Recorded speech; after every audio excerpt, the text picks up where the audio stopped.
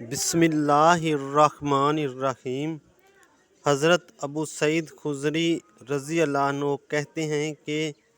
رسول اللہ صلی اللہ علیہ وآلہ وسلم جب کوئی نیا کپڑا پہنتے،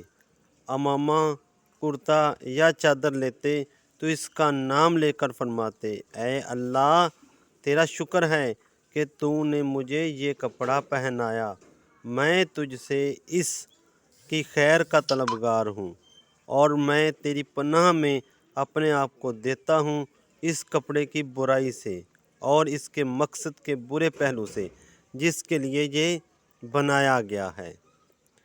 کپڑا ہو یا کوئی دوسری چیز، اس کا استعمال برائی میں بھی ہو سکتا ہے اور بھلائی میں بھی۔